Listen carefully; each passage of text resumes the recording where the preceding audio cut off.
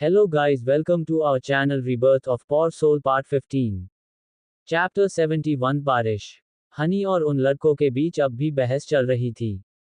पर तभी लाइब्रेरी के बाहर एक कार आकर रुकती है। उसमें से नैना निकलती है। अब आप सभी सोच रहे होंगे नैना इतनी जल्दी कैसे आई, वो भी कार से। तो क्या आप सभी भूल चुके हैं हमारी प्यारी सी नैना एक परी है। वो सिर्फ किसी के शक के घेरे में आने से बचने के लिए कार में आई, पर कार जंगल वाले एरिया के आज के बाद वो कार के साथ ही जादू से डायरेक्ट लाइब्रेरी से कुछ मीटर की दूरी पर आ है जहां कोई सीसीटीवी कैमरा नहीं था। फिर वो जल्दी से उस लाइब्रेरी में जाती है। उन लड़कों में से उनका लीडर प्रिंस की तरफ पंच मारने के लिए आगे आता है क्योंकि उसकी गर्लफ्रेंड प्रिंस की तरफदारी कर रही थी जो उससे सहन नहीं हुई। प्रिंस को जैसे ही वो पंच लगता उससे पहले ही कोई उनके बीच आ जाता है। प्रिंस अपने सामने देखता है। वहां नैना खड़ी थी। नैना अपने सामने प्रिंस को चोट पहुंचते हुए कैसे देखती, उसने सिर्फ प्रिंस को अपना छोटा भाई कहा नहीं था, वो उसे मानती भी थी। वो बिना सोचे समझे लाइट की स्पीड से प्रिंस के सामने आ गई। और प्रिंस उसे हाइट में थोड़ा छोटा है, इसलिए प्रिंस को मुंह पर लगने वाला पंच नैना को कंधे पर लग जाता है और उस लड़के ने अपनी पूरी ताकत लगाई थी यू पंच में, तो नैना को दर्द तो होना ही था। नैना ने आत्मा परी की थी पर शरीर तो एक इंसान का ही था, इसलिए उसे अपने कंधे पर एक तेज दर्द का एहसास होता है और उसकी आंखें बंद हो जाती है। प्रिंस देखता है तो उसे बहुत जोर से गुस्सा आता है। जितने टाइम वो घर पर था तब नैना युवा बहुत ख्याल रखती। प्रिंस छोटा था तब उसके मोम और डैड की डेथ हुई, उसे अयान और सुशांत से एक पिता जैसे प्यार मिल, पर माँ की कमी हमेशा अब तक उसकी लाइफ में थी। पर नैना के साथ इतने दिन रहते हुए वो कमी भी प्रिंस को लग पूरी होने लगी। नैना में उसे अपनी माँ दिखती, इसलिए वो नैना को भाभी माँ कहने लगा और उसने नैना का नंबर भाभी माँ के नाम से सेव किया था। नैना को दर्द में देख उसे इतना गुस्सा आता है कि वो भी अपनी पूरी ताकत से उस लड़के को पंच करता है, जिससे वो लड़का नीचे गिर जाता है और पंच की वजह से उसके होठ के कोनों से खून आने लगता है। और इसी के बाद लड़ाई शुरू हो चुकी थी, जिसमें उन लड़कों को बहुत चोट आती है। वही हनी, प्रिंस और नैना को भी हल्की की चोट आई है क्योंकि वो यहाँ अपनी जादुई शक्तियाँ इस्तेमाल नहीं कर सकती थी। जब उनकी लड़ाई आउट ऑफ कंट्रोल होने लगी, श्रीकांत जाकर लाइब्रेरियन को बुलाकर लाता है जो उन्हें स्कूल के प्रिंसिपल ऑफिस में लेकर जाता है। वो लड़के, हनी और प्रिंस अपने प्रिंसिपल के सामने सिर झुकाए खड़े थे। पर वही नैना अपना सिर उठाए खड़ी थी जैसे उसने कुछ ग्वाल न किया हो। वही प्रिंसिपल उन्हें डांटता है और सभी के फैमिली को कॉल करता है। हनी के लिए सोना को, प्रिंस के लिए सुशांत को और बाकी लड़कों के मम्मी को। सुशांत को जब कॉल आया था तब वो अयान के केबिन में। अयान उससे पूछता है किसका कॉल था। उद्धरण चिन्ह, प्रिंस के स्कूल से कॉल था। उसकी लड़ाई हुई है किसी के साथ और उसके साथ एंजल भी वहां है। नैना का नाम सुन अयान के कान खड़े हो जाते हैं। वो उससे पूछता है वाइफी वहां क्या कर रही है। उद्धरण चिन्ह, पता नहीं, जाकर ही पता चलेगा। फिर तीनों निकल जाते हैं। अयान से पहले उन लड़कों की मम्मी वहां पहुंच जाती है। वो अपने बेटों को ऐसे हालात देख गुस्से में प्रिंसिपल पर चिल्लाने लगती है और उनसे पूछती है मेरे बेटे की ऐसी हालत किसने की। उद्धरण चिन्ह, ये सुन नैना उनसे मैंने की। क्यों, क्या हुआ। उद्धरण चिन्ह, वो यू गैंग के लीडर की मम्मी थी। उस लड़के का नाम श्रेयस वर्मा था।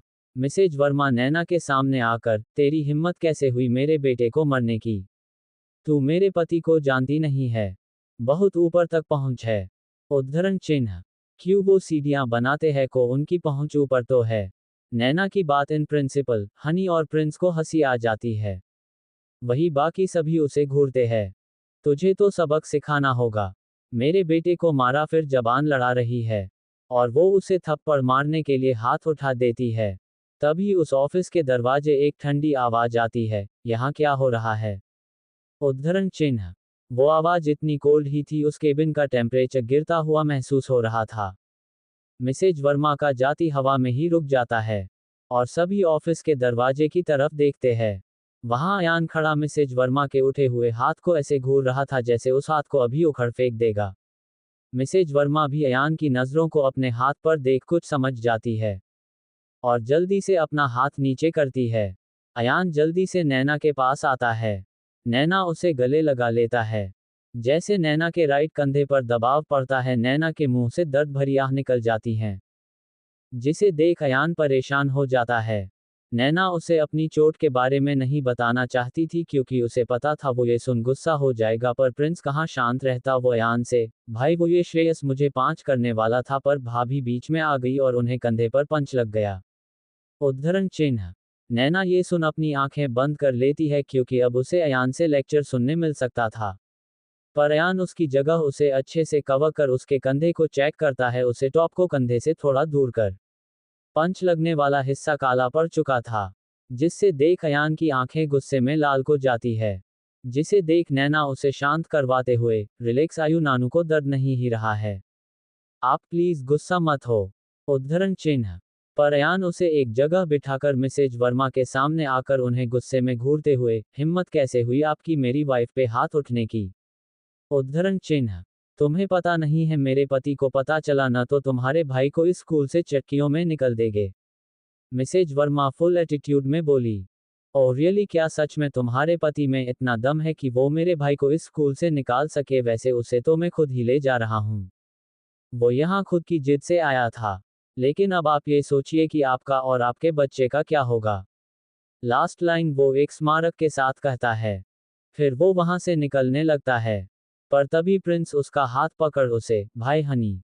उद्धरण चिन्ह। उसका एक लौटा दोस्त है हनी, उसकी वजह से उसने अब तक अपनी स्कूल चेंज नहीं की। वो हनी जैसे दोस्त को नहीं खोना चाहता था। हनी के पापा को आने में लेट हो गया था क्योंकि वो कैब से आ रहे थे। वो कब से शांत खड़े थे। अयान उनकी तरफ देख उनसे, मिस्टर चड्डा आप भी हनी को यहाँ से ले चलिए। उद्धरण चिन्ह। लेकिन मिस्टर राजपूत ऐसे सेमेस्टर के बीच में। मैटर चड्डा मिडिल क्लास मैन थे। वो अपने बेटे को ऐसे बीच में स्कूल छुड़वाकर दूसरे स्कूल में डोनेशन देकर एडमिशन नहीं करवा सकते थे। डोंट वरी, हनी का एडमिशन मैं खुद द बेस्ट स्कूल में कराऊंगा जो हमारे ही अंडर आता है। ये तो प्रिंस की जिद थी यहाँ आने की, वरना मैं इसे यहाँ कभी नहीं आने देता। जबकि उसके भाई का स्कूल कंट्री मेले द बेस्ट स्कूल है। अयान की बात सुन मिस्टर चड्डा मान जाते हैं। वो अभी पीछे चिल्लाती मिसेज वर्मा को इग्नोर कर चले जाते हैं। अयान नैना को कार में बिठाकर कार के सारे विंडो बंद कर नैना से कहता है, अपना टॉप कंधे से साइड करो। नैना उसके कहे अनुसार अपना टॉप एक तरफ से सरका देती है। अयान फर्स्ट एंड बॉक्स से आइस पैक निकल उसके कंधे पर लगा देता है और उसे कुछ देर वैसे रखने का कहकर फिर खुद कार ड्राइव करना स्टार्ट करता है। वो नैना की कार में जा रहे थे। घर पहुंच अयान उसे रूम में सुला देता है और खुद स्टडी रूम चला जाता है। वही सुशांत और समर प्रिंस के हॉस्टल से उसका जरूरी सामान लेकर वहां से निकल जाते हैं। कार में बैठने के बाद समर प्रिंस से पूछता है, क्या वो लड़के तुमने पहले भी तंग करते थे? उद्धरण चिन्ह।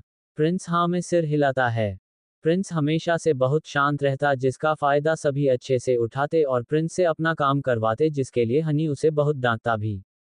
प्रिंस उन्हें सब बता देता है, जिसे सुन सुशांत और समर को बहुत गुस्सा आता है उन सभी लोगों पर जिसने जिसने प्रिंस को तंग किया और खुद पर भी कि उन्होंने प्रिंस पर ज्यादा ध्यान नहीं दिया, वरना उसके साथ कोई करने की हिम्मत भी नहीं कर पाता।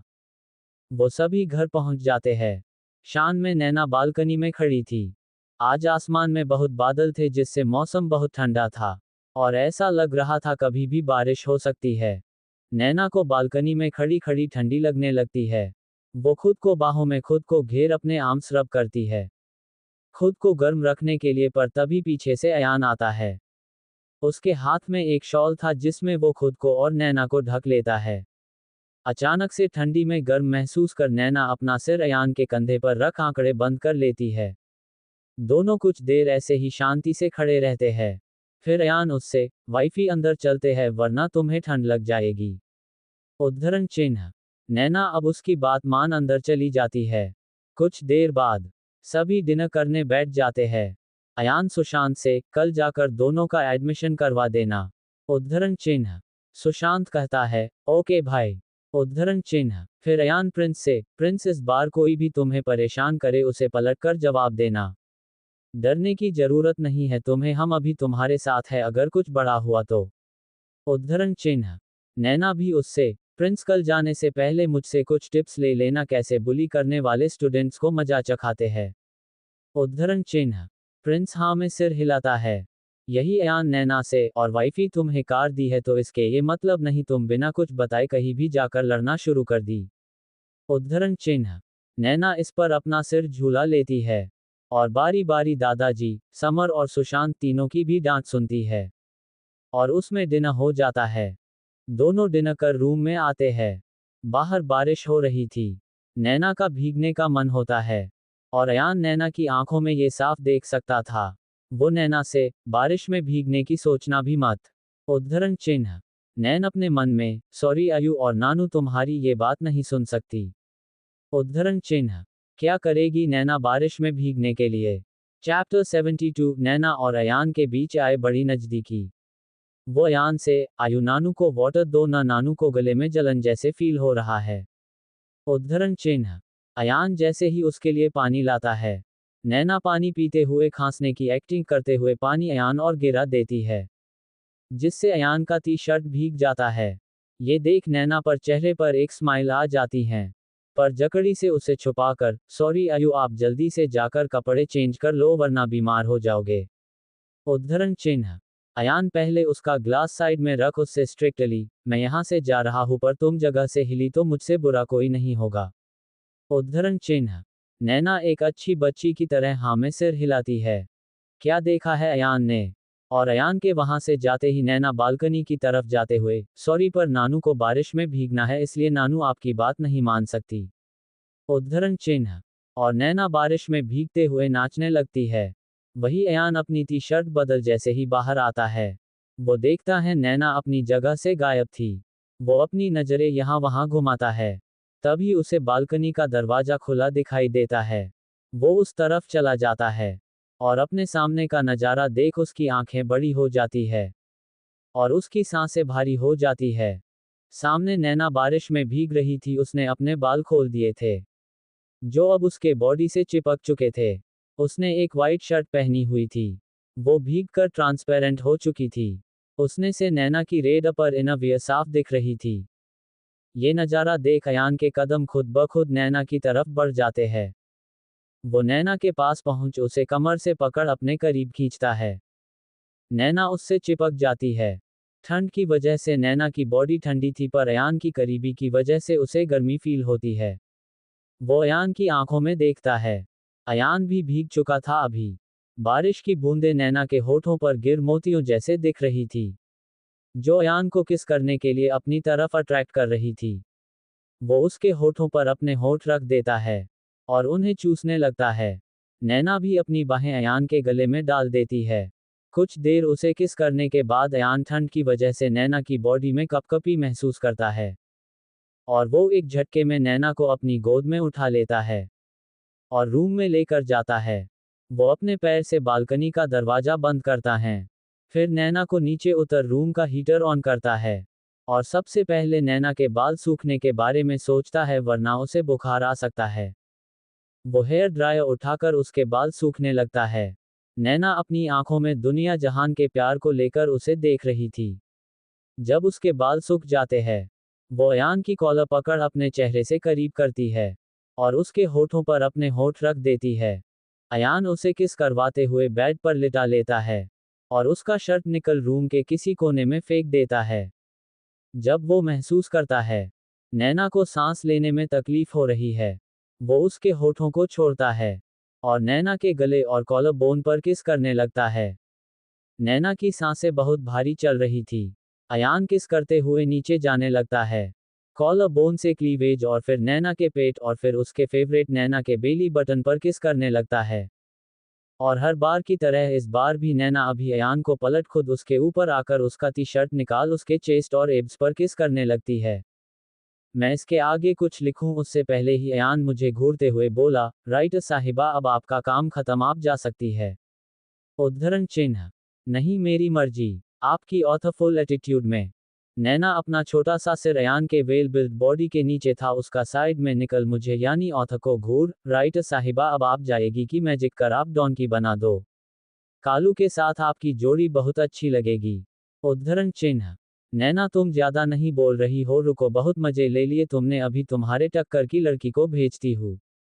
आपकी औथ की इतनी खतरनाक वार्निंग भी सुन नैना एक स्माइल से साथ, जिसे लाने काला देना नानू किसी से नहीं डरती है। अब जाओ यहाँ से। उद्धरण चिन्ह। आपकी बेचारे औथ क्या ही कहती इस डेविल के सामने। कुछ देर बाद रूम में उन दोनों के कपड़े बिखरे हुए थे। वो एक ही ब्लैंकेट में पूरी नेक्ट लेटे हुए थे। नैना आयन के साइन पर सिर रखे लेती हुए थी, वही अयान ने अपने एक हाथ को उसकी कमर पर रख हुआ था, वही दूसरा हाथ नैना के बालों को सहला रहा था। अयान कुछ सोचते हुए, प्रिंसेस। उद्धरण चिन्ह। नैना सिर हमम में जवाब देती है। उसकी आंखें बंद थी पर वो सोई नहीं थी। यू ट्रस्ट मी ना प्रिंसेस। अयान की बात सुन नैना अपनी आंखें खोल अपना चाहे उठाकर अयान के फेस को देख, ऑफ कोर्स यू ट्रस्ट नहीं होता तो ऐसे आपके साथ थोड़ी ना होती नानू। उद्धरण चिन्ह। मीन्स यू लव में। ये सुन नैना को शरारत सूझती है। वो अपना सिर वापस अयान के सीने पर रख, अम्मा नॉट श्योर। उद्धरण चिन्ह। अयान उसकी आवाज सुन सुन समझ गया वो शरारत कर रही है। वो भी उसके मजे लेते हुए, ओह नॉट श्योर, चलो ये भी अच्छा ही है। उद्धरण चिन्ह। नैना को ये सुन एक झटका लगता है, वो क्यूरोसिटी के साथ, कैसे? उद्धरण चिन्ह। मतलब अगर मैं किसी और लड़की के साथ। इसके आगे बोल नहीं पाया क्योंकि नैना ने उसका मुंह अपने होठों से बंद कर दिया था। वो किससे ज्यादा उसे बाइट कर रही थी, जैसे उसकी गलती की पनिशमेंट दे रही हो। जब उसे अपने मुंह में ब्लड का टेस्ट आता है जो अयान के होठ से आ रहा था उसे जोर से काटने की वजह से, तब वो उसे छोड़ती है। प्यार करती हूँ ये नॉट श्योर, लेकिन फिर भी इतनी जेल सी। अयान अपने होठ पर लगा लगा खून अपने अंगूठे से साफ करते हुए। हाँ है, और मेरी बात कान खोल के सुन लीजिए नानू, कोई अबला नारी नहीं है जो अपने पति के कुछ भी करने दे और खुद घर बैठ रोती रहे। मैं नैना आयन सिंह राजपूत हूँ, और किसी दिन अगर आपने मुझे किसी चुड़ैल के साथ मिल धोखा दिया ना, उस दिन पहले उस चुड़ैल को जान से मारूंगी और फिर आपको जीवन भर के लिए कैद कर रख लूंगी, समझे? उद्धरण चिन्ह। ओह इतनी पोसेसिवनेस, डोंट वरी वाइफी, मैं ऐसी नौबत कभी आने ही नहीं दूंगा। अयान उसके बालों पर किस कर। नैना अपना सिर ऊपर करती है। और उसकी नजर आया के होठों से निकल रहे खून पर जाती है। और उसकी आंखें नम हो जाती है। अयान ये देख उसे थोड़ा ऊपर कर उसके चेहरे को अपने हाथ में लेकर, क्या हुआ प्रिंसेस, रो क्यों रही हो? उद्धरण चिन्ह। वो अपनी उंगली से उसके होठों को हल्के से टच कर, सॉरी ज्यादा जोर से नानू ने बाइट कर दिया। उद्धरण चिन्ह। अयान उसे समझाते हुए, इट्स ओके प्रिंसेस, कुछ नहीं हुआ है। वैसे भी मुझ पर पूरा हक है तुम्हारा। जान भी ले लोगी तो भी उफ्ता। वो एक बार फिर अपनी बात के बीच में ही चुप हो गया क्योंकि नैना ने एक बार फिर उसके होठों पर अपने होठ रख दिए थे। लेकिन इस बार वो बाइट नहीं स्मूच कर रही थी। वही आयन तो शौक था कि आज उसकी प्रिंसेस को हो क्या गया है। लेकिन उसे नैना के स्मूच में भी उसका गुस्सा फील हो रहा था। तो उसे शांत करने के लिए वो उसे किस बैक करने लगता है। कुछ देर बाद दोनों एक दूसरे से अलग होते हैं। नैना उसके कंधे पर सिर रख, खब अ दार जो ओ आ ज के बा आ द म अने की ई बा अत क की तो किसकी वजह से उसकी सांसें अभी भी अनस्टेबल थी। अयान उसकी पीठ सहलाता है। और उसे कहता है, प्रिंसेस आज के लिए इतना काफी है, अब सो जाओ। उद्धरण चिन्ह। नैना कुछ देर बाद सो जाती है। अयान खुद एक ट्राउजर पहन लेता है और नैना को अपनी टी शर्ट पहना देता है। और उसे अपनी बाहों में लेकर सो जाता है। नैना पूरी तरह से उसके ऊपर सोई हुई थी। अगली सुबह नैना अयान के ऊपर रही थी। तभी उसके आंखों पर हल्की सी सूरज की किनारे आती है। और वो अपनी आंखें खोलती है। और देखती है, वो अयान से पहले उठ चुकी है। पर उसे कौन बताएं अयान कब का उठ चुका है, जब उसके उठने का ही इंतजार कर रहा है। पर मैं इन सब से बेखबर आया को चेहरे को निहारते हुए उसके फेस पर उंगली घुमाने लगती है। और लाइटली किस करती है। पहले उसकी आईब्रोज, फिर आंखों की पलकें, उसके दोनों गालों पर और फिर उसके होठ पर किस कर जैसे ही उठने वाली थी। अयान अचानक से उसे रोक अपने नीचे कर, तुमने अपनी मॉर्निंग तो गुड कर ली, अब मेरी बारी तुम्हें प्यार करने की। उद्धरण चिन्ह। और वो उसके होठों को अपने होठों में कैप्चर कर पैशनेटली किस करने लगता है। उसे 10 मिनट किस कर वो उसे छोड़ देता है। और उसे गुड मॉर्निंग कहता है। नैना भी उसे गुड मॉर्निंग कहती है। जैसे ही अब उसके नीचे से जाने लगती है। अयान उसे एक बार फिर रोक लेता है और उससे, वाइफी गुड मॉर्निंग किस बाकी है अभी। उद्धरण चिन्ह। पर अभी तो कि आपने। नैना के कहने पर अयान उसे, वाइफी वो तो तुम्हारे किए प्यार का जवाब था और अब गुड मॉर्निंग किस। अपनी बात खत्म करते ही वो नैना को किस करने लगता है। फिर कुछ बाद दोनों बाथरूम में थे। नैना ब्रश कर रही थी और अयान उसके लिए बाथटब तैयार कर रहा था। वो उसे नहलाकर खुद भी शावर लेकर बाहर आता है। उसने अपनी कमर पर सिर्फ एक टॉवल बांधा हुआ था और नैना बाथरोब में थी। अयान उसे तैयार कर खुद भी तैयार होता है और दोनों नीचे आते हैं। सभी को गुड मॉर्निंग विश करते हैं। समर अयान से, भाई पार्टी प्लानर को लंच से पहले बुलाओ या बाद में। उद्धरण चिन्ह। अयान के जवाब देने से पहले नैना उससे पूछती है, भाई पार्टी प्लानर क्यों? कौन सा फंक्शन होने वाला है अब? उद्धरण चिन्ह। वाइफी नाना जी बर्थडे है परसों। अयान के कहती है। नैना ऊंची आवाज में, नानू का परसों बर्थडे है और उसे अब पता चल रहा है। नानू को बर्थडे गिफ्ट सोचने के लिए टाइम भी नहीं है। उद्धरण चिन्ह। अयान उसका सिर सहलाकर, वो सब मैं देख लूंगा वाइफी। उद्धरण चिन्ह। नहीं, नानू खुद नानू के लिए गिफ्ट प्रिपेयर करेगी और अपने हाथों से उनके लिए शुगर फ्री केक बनाएगी जिसे नानू और नानू मजे से खाएंगे। नैना की बात सुन दादाजी बच्चों की तरह पाउट कर, बच्चा तुम मुझे भूल गई। उद्धरण चिन्ह। नैना जल्दी से उनकी तरफ देख, नहीं दादू हम तीनों मिल सारा केक खाएंगे। उद्धरण चिन्ह। समर और प्रिंस भी, हमें भी खाना है। उद्धरण चिन्ह। नैना कहती है, ओफो हम सबा ही खाएंगे। नानू बहुत बड़ा केक बनाएगी। सब खुश। सभी फिर ब्रेकफास्ट करते हैं। अयान नैना के सतह कॉलेज के लिए निकल जाता है। वही समर और सुशांत प्रिंस के सतह उसका एडमिशन करवाने जाते हैं और अपने साथ हनी और उसके पापा को भी पिक कर लेते हैं। क्या होगा पार्टी में? क्या गिफ्ट देगी नैना नानू को? Chapter 73 quiz contest. नैना अपने लेक्चर्स अटेंड कर अब एक फ्री लेक्चर मिलने पर पहले सभी को एक जगह जमा करती है। द अनप्रेडिक्टेबल ग्रुप और नैना के तीनों फ्रेंड्स उससे पूछते हैं, हमें ऐसे जमा क्यों किया है? उद्धरण चिन्ह। और नानू बता रही है, उसे बोलने तो दो। नैना के कहने पर सभी अपने हाथ फोल्ड कर उसकी तरफ देखते हैं। फिर नैना कहना शुरू करती है, 2 दिन बाद नानू का बर्थडे। और बर्थडे पार्टी ने नानू तुम सभी को इनवाइट कर रही है। 2 दिन बाद तुम सभी पार्टी में आना। नानू को आप सभी से मिलवाएगी। उद्धरण चिन्ह। नैना की बात सुन दी अनप्रेडिक्टेबल ग्रुप मान जाते हैं आने के लिए पर अंशी, सोना और अंशुल माना कर देते हैं। क्योंकि अयान के नाना जी का बर्थडे मतलब बहुत बड़े बड़े और अमीर लोग पार्टी में आएंगे। और उनमें से किसी की भी फैमिली का उतना स्टेटस नहीं कि वो अयान सिंह राजपूत के नाना जी पार्टी में जा सके। ऊपर से अयान के नाना जी आर्मी जनरल है, तो वहां बहुत सारे आर्मी ऑफिशियल भी आएंगे। पर नैना कहाँ उन्हें माना करने देती है। वो उन्हें पार्टी में आने के लिए मना लेती है। वो वापस अपनी क्लास में जाती है। उनके उस लेक्चर के प्रोफेसर क्लास में आते हैं।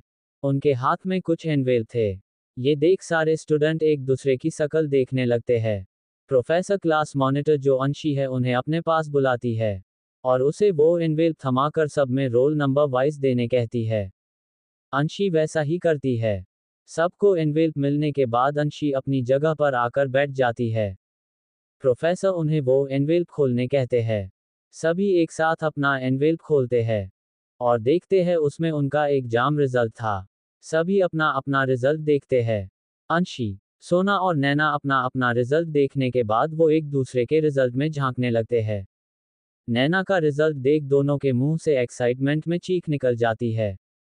प्रोफेसर ये सुन उन्हें घूरते हैं और फिर क्लास में अनाउंस करते हैं, नैना ने टॉप किया है न सिर्फ कॉलेज में बल्कि मुंबई में। ये सुन कुछ लोग नैना के लिए खुश थे पर कुछ उससे जलने लगे। उनमें से एक थी रीमा की बेस्ट फ्रेंड संजना। वो भी स्कॉलरशिप बेस्ड स्टूडेंट थी पर रीमा की दोस्त होने की वजह से उसमें भी रीमा के लक्षण आ गया और वो पढ़ाई छोड़ लड़के पटाने में अपना ध्यान देने लगी। पर जैसे ही उसे पता चला कि नैना ने रीमा को जेल में पहुंचा दिया उसे गुस्सा भी आया और खुशी भी हुई। खुशी इसलिए कि अब रीमा उसके रास्ते से हट गई। वो अब उस लड़के को पता सकती है जो उसे पसंद है और जो पहले रीमा का बॉयफ्रेंड था। पर कुछ दिन पहले उसका ब्रेकअप हो गया। उसने एक अमीर लड़कियों का ग्रुप ज्वाइन कर लिया और अब उनकी चापलूसी करती। वो अपनी अमीर फ्रेंड से, मुझे तो पूरा भरोसा है नैना ने चीटिंग की होगी। उद्धरण चिन्ह। वो लड़की भी, हाँ ऐसा ही होगा। रीमा ने कहा भी था। उद्धरण चिन्ह। संजना उससे, हाँ, पर नैना ने खुद को बचाने के लिए उसे अपने शुगर डैडी से कहकर उस बेचारी को जेल में डलवा दिया। उद्धरण चिन्ह। उनकी आवाज बिल्कुल धीमी नहीं थी, जो सोना, अंशी और नैना साफ सुन सकते थे। सोना से ये सुन बिल्कुल सहन नहीं होता और वो उठ उनके पास आकर उनके बेंच पर जोर से हाथ मारती ही। उसका एक क्षण बहुत जोर से था जिससे दोनों कांप जाती हैं और अपनी नजरें उठाकर सामने देखती है, जहां सोना खड़ी गुस्से में घूर रही थी। दोनों खड़ी होती है। सोना गुस्से में उनसे, कुछ कहने से पहले सोचा करो। तुम्हारी दोस्त रीमा ने नैना को फंसाने की कोशिश की थी जो सीसीटीवी कैमरे में रिकॉर्ड हुआ था। तो अपनी जुबान खोलने से पहले सोचा करो। संजना कुछ कहती उससे पहले एक फीमेल प्रोफेसर अंदर आती है। उन्हें आते देख सभी उन्हें ग्रीट करते हैं। दूसरी वाली प्रोफेसर सभी स्टूडेंट से, गुड आफ्टरनून स्टूडेंट्स, आप सभी जानते होंगे हर साल नेशनल क्विज कंपटीशन होता है। उद्धरण चिन्ह। सभी हाँ में सिर हिलाते हैं। वो प्रोफेसर उन सभी, तो उसके लिए हमारी यूनिवर्सिटी की तरफ से नैना ओबरॉय को सेलेक्ट किया गया है। उद्धरण चिन्ह। ये सुन आधी क्लास तालियां बजाती है। आधी नहीं, क्योंकि उन्हें भी ये मौका चाहिए थे। और न में से संजना अपनी जगह पर खड़ी होकर, मैम आप ये किस बेसिस पर नैना को इस इम्पोर्टेंट क्विज के लिए सेलेक्ट किया जा रहा है?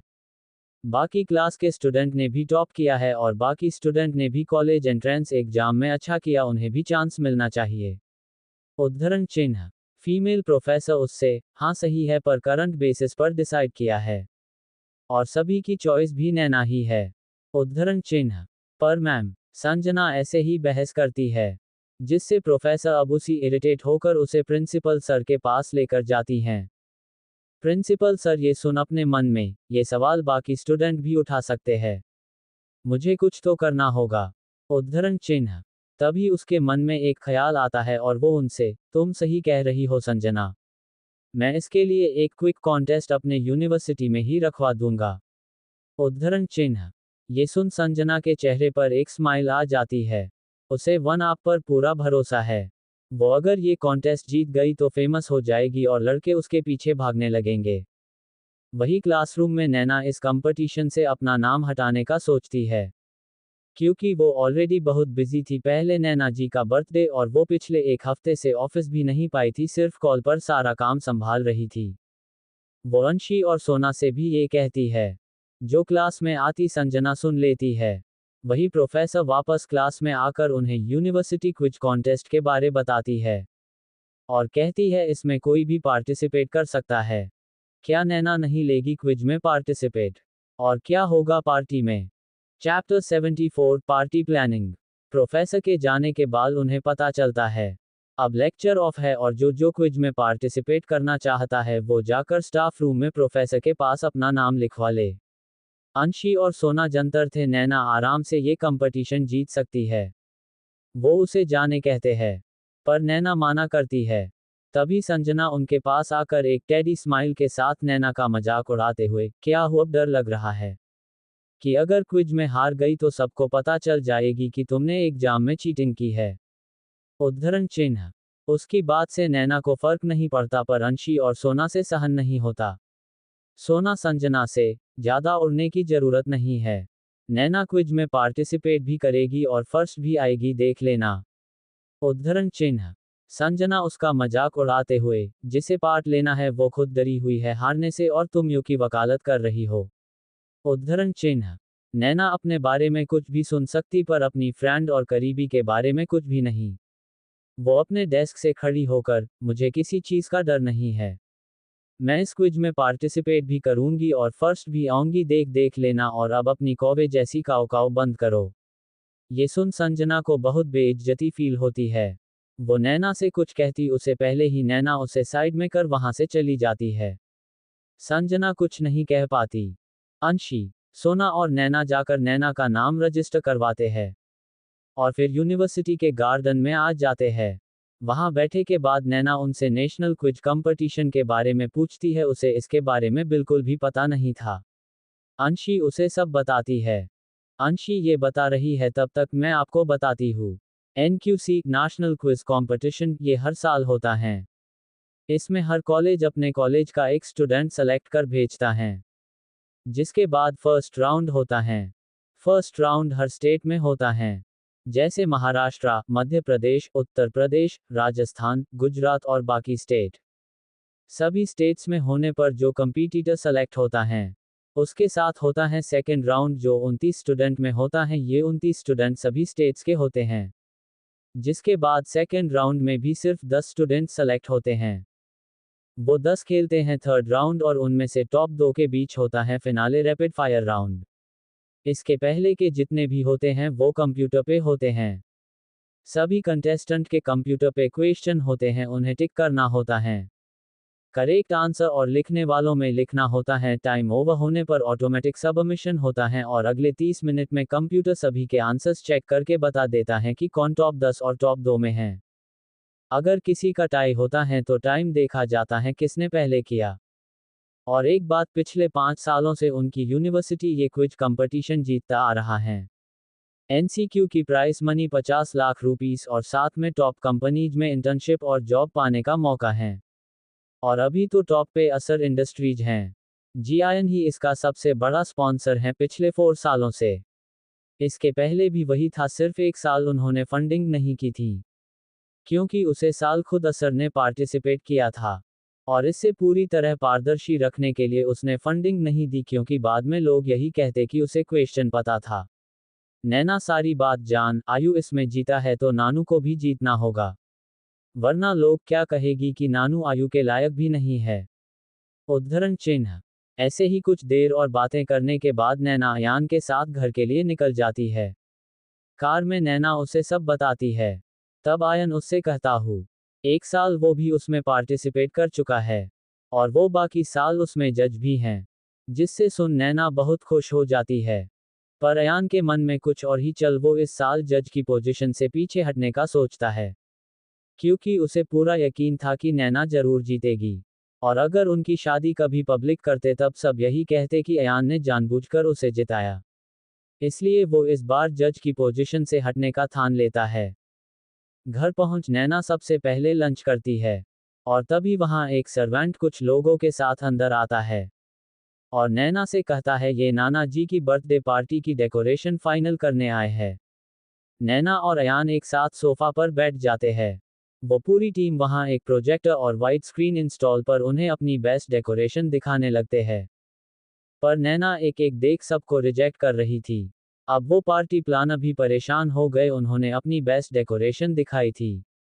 नैना भी अब थोड़ी परेशान हो चुकी थी। वो सर्वेंट से अपने लिए और बाकी सभी के लिए चाय मंगवाती है। कोई चाय पी उसे कुछ आइडियाज आ जाए। 1 cup, 2 cup, 3 cup, 4 cup, Ayaan उसे बस देखे जा रहा था।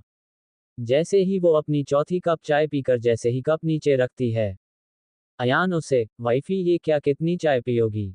उद्धरण चिन्ह।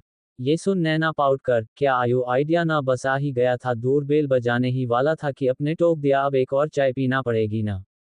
उद्धरण चिन्ह।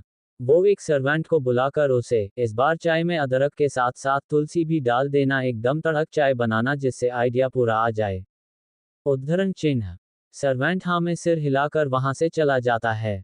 तभी नैना को गार्डन से कुछ आवाज आती हैं। वो उठ वहां जाती है और सामने का नजारा देख उसकी आंखें बड़ी हो जाती है और वो जोर से चिल्लाती है, शौर्य। उद्धरण चिन्ह। क्यों इतने जोर से नैना चिल्लाए शौर्य का नाम? चैप्टर 75 मनीषा का टेस्ट। नैना गार्डन में पहुंचते ही गुस्से में शौर्य का नाम पुकारती है। अब ऐसा क्या हुआ, अब बताती हूँ आपको। शौर्य और स्नोफी अपना क्वालिटी टाइम स्पेंड कर रहे थे अपने बेडरूम में। गार्डन में उनके लिए एक रूम जैसा बनाया हुआ था। क्योंकि वो अब मैरिड है तो प्राइवेसी तो चाहिए होगी उन्हें। वो दोनों अपने में बिजी थे, तभी कालू वहां आ गया और उन्हें डिस्टर्ब कर देता है, जिससे वजह से दोनों के बीच लड़ाई शुरू हो जाती है।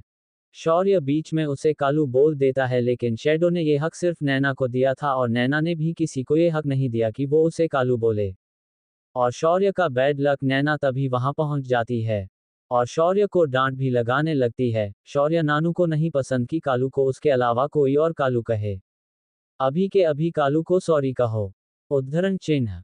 शौर्य को शैडो फूटी आंख नहीं सुहाता था। वो उसे सारी कैसे कह सकता था, पर वो नैना की बात न टालते हुए शैडो को सॉरी कहता है और वहां से चला जाता है नैना से नाराज होकर। स्नोफी ये देख उसके पीछे जाने वाली होती है, नैना उसे रोक खुद उसके पीछे जाती है। और शौर्य एक जगह पर जाकर बैठ जाता है।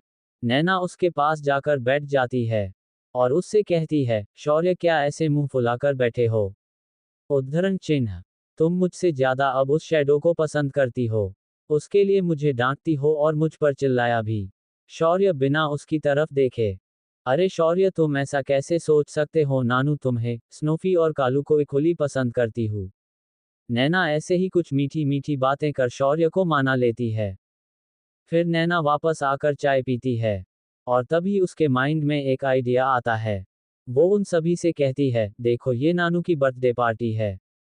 नानू आर्मी ऑफिसर है जिन्हें सबसे ज्यादा प्यार अपने देश है, तो क्यों ना पार्टी का थीम ऐसा रखे कि जिसमें इंडिया के अगल अगल स्टेट में होने के जैसा फील हो। उद्धरण चिन्ह।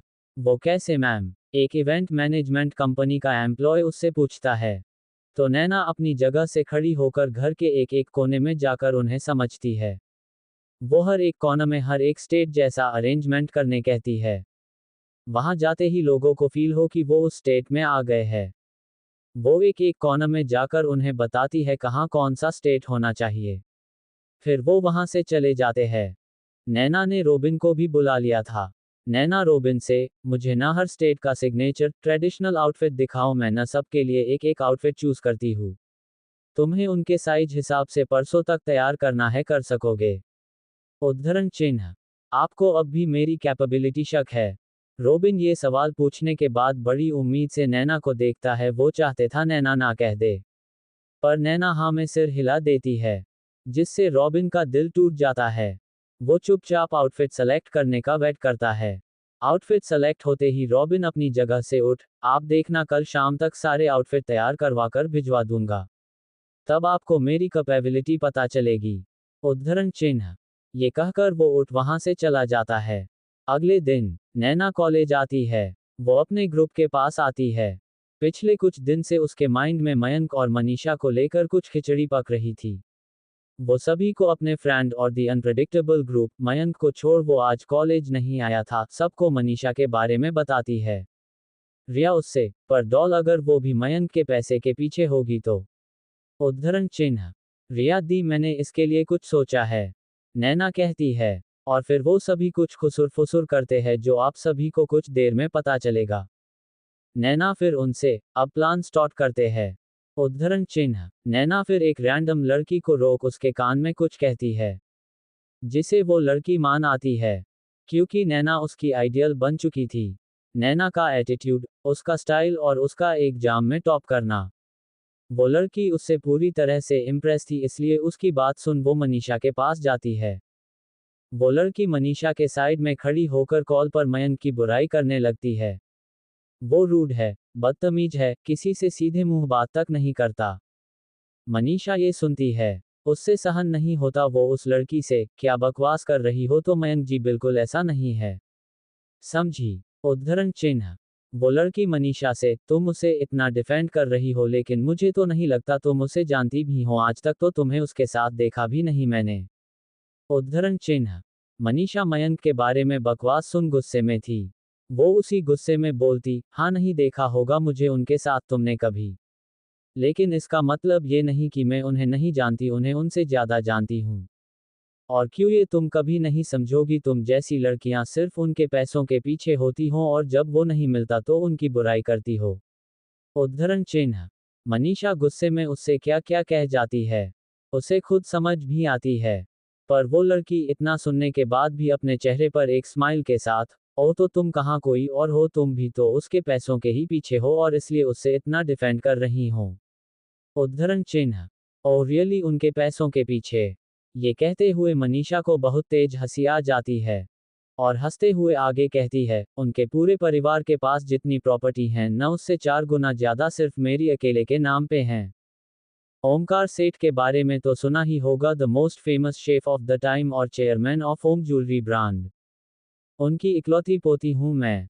और मेरे दादाजी मुझसे इतना प्यार करते हैं कि उन्होंने अपनी प्रॉपर्टी का 75% सिर्फ मेरे नाम किया हुआ है, और ये बात तो किसी से नहीं छुपी है। आखिर जब ये हुआ था, उस टाइम की टॉप न्यूज यही थी। शेफ ओमकार सेठ ने अपनी 75% प्रॉपर्टी अपनी शेफ पोती मनी के नाम कर दी और वो शेफ मनी यानी मनीषा सेठ मैं ही हूँ। और सबसे बड़ी बात बताऊं, जितनी प्रॉपर्टी मयंक जी के पास है ना, उतनी तो मैंने खुद अपने दम पे कमाई है। उद्धरण चिन्ह। मनीषा की ये सच्चाई यहाँ कोई नहीं जानता। नया खुद हैरान थी, उसने अब तक मनीषा के बारे में इंफॉर्मेशन बिन निकलवाई थी। नैना को पहले ओमकार सेठ के बारे में नहीं पता था, लेकिन जब वो नाना जी के बर्थडे के लिए केक डिसाइड कर रही थी, तब उसे आयन ने बताया कि नाना जी और दादाजी केक नहीं खाते हैं और इसलिए उनके लिए स्पेशल केक उनके चाइल्डहुड फ्रेंड खुद बना के लाते हैं। वो एक बहुत फेमस शेफ हैं। मनीषा अपनी रियल आइडेंटिटी रिवील नहीं करना चाहती थी, पर उस लड़की ने उसके कैरेक्टर और उसके मयंक के लिए प्यार पर सवाल उठाया था, तो वो चुप कैसे रह सकती थी। उसे उसका मुंह बंद करवाना जरूरी था। नैना और उसका ग्रुप छुप कर सारी बातें सुन रहे थे। वो भी मनीषा की आइडेंटिटी जान हैरान रह जाते हैं। पर नैना इतनी जल्दी उस पर विश्वास नहीं कर सकती थी, वो मनीषा का एक और टेस्ट लेने वाली ही थी। अब थोड़ा मनीषा के बारे में जान लेते हैं। मनीषा एक शेफ हैं, वो मानी नाम से जानी जाती हैं। उसे बहुत से लोगों ने काम का ऑफर दिया था, लेकिन उसने असर का ऑफर एक्सेप्ट किया था, क्योंकि असर ने उसे बेस्ट ऑफर दिया था। वो था कि वो उसके साथ मिल एक रेस्टोरेंट चेन शुरू करेगा। मेन रेस्टोरेंट की हेड शेफ वो होगी और साथ में सभी होटल में पार्टनर भी। इसके अलावा सभी रेस्टोरेंट की जिम्मेदारी यानी खाने की जिम्मेदारी उसकी होगी। हर एक शेफ का सिलेक्शन वो खुद करेगी, फिर उन्हें ट्रेनिंग भी देगी, एक मंथ की वाव का लेवल मैच कर सके। लेकिन अभी उसने असर से कहकर ब्रेक लिया था अपने कॉलेज के लिए, लेकिन टाइम टू टाइम सुपरविजन के लिए वो जाती थी रेस्टोरेंट। आयन के लिए मनीषा बहन की तरह थी, क्योंकि वो हर लड़की की तरह उसे अट्रैक्ट करने की कोशिश नहीं करती थी। और करती भी कैसे, वो तो बहुत पहले ही एक फूड फेस्ट में मयंक को डील दी चुकी थी। लेकिन तब वो उस मुकाम पे नहीं थी। वो पहले सक्सेसफुल होना चाहती थी, उसके बाद कुछ भी, और जब वो सक्सेसफुल हुई, उनका रेस्टोरेंट चैन भी फेमस और स्टेबल हो गया, तब उसने ब्रेक लिया अपने प्यार के लिए। नैना अब अपना दूसरा टेस्ट स्टार्ट करती है। वो मनीषा के पीछे पीछे जाती है और फिर उसे कुछ गार्डन में लेकर जाती है। मनीषा हैरान रह जाती है, पर फिर नैना को देख वो एक गहरी सांस लेकर, मुझे यहाँ क्यों लेकर आए हो? उद्धरण चिन्ह। तुम्हें कुछ दिखाना है और कहना भी। नैना बहुत मासूम एक्सप्रेशन के साथ, जिसे देख किसी का भी दिल पिघल जाए, तो मनीषा कहाँ टिक पाती। वो हाँ में सिर हिलाती है। नैना अपने फोन में उसे अपने और आयनका के कुछ पिक्चर दिखाती है। उसे उसने अपनी स्किल्स का उसे कर बखूबी एडिट किया था। उन्हें देख कोई नहीं कह सकता था कि वो एडिटेड है। मनीषा भी नहीं पहचान पाती। नैना अपनी आंखों में आंसुओं के साथ, वो तुम्हें नहीं सिर्फ मुझे चाहती हैं, इसलिए तुम उनसे दूर हो जाओ। वो कभी किसी का दिल नहीं दुखाना चाहते, इसलिए वो तुम्हारे सामने होते हुए तुम्हें दुखी कर मेरे सतह नहीं रहेंगे। उद्धरण चिन्ह। ये सुन मनीषा की आंखों में आंसू आ जाते। नैना की एक्टिंग बिल्कुल रियल थी। वो नैना से, मयंक जी ने एक बार मुझे कह दिया कि वो मुझे नहीं पसंद करते, तो मैं हमेशा के लिए उनकी लाइफ से चली जाऊंगी, कभी उनके और तुम्हारे प्यार के बीच नहीं आऊंगी। उद्धरण चिन्ह। लास्ट लाइन कहते हुए उसकी आवाज भी बहुत भराई हो चुकी थी। ये इस बात का प्रूफ है कि वो कभी मयंक के साथ न कुछ गलत करेगी, ना होने देगी, और वो उसके लिए परफेक्ट है। मनीषा वहां एक पल और नहीं रुक सकती थी। उसका दम घुटने लगा था। वो जैसे ही वहां से जाती, नैना उसे रोक लेती है और उससे कहती है, मयंक भाई तुम्हारे ही है, डोंट वरी। उद्धरण चिन्ह। ये सुन मनीषा की आंखें बड़ी हो जाती है। जो लड़की कुछ देर पहले अपने और मयंक के प्यार के लिए उसे दूर जाने कह रही थी, वो अब उसे अपना भाई कह रही है। नैना उसकी हैरानी देख उसे सब बताने लगती है। कूल सीनियर के मम्मी के बारे में, मयंक के डर के बारे में। फिर वो सिर्फ उसका टेस्ट के रही थी, ये भी वो लड़की भी उसने ही भेजी थी। मयंक की मम्मी के बारे में जान उसे उन पर गुस्सा आता है और मयंक के लिए दुख आता है, और बाद में नैना की प्लानिंग सुन उसका दिमाग चकरा जाता है।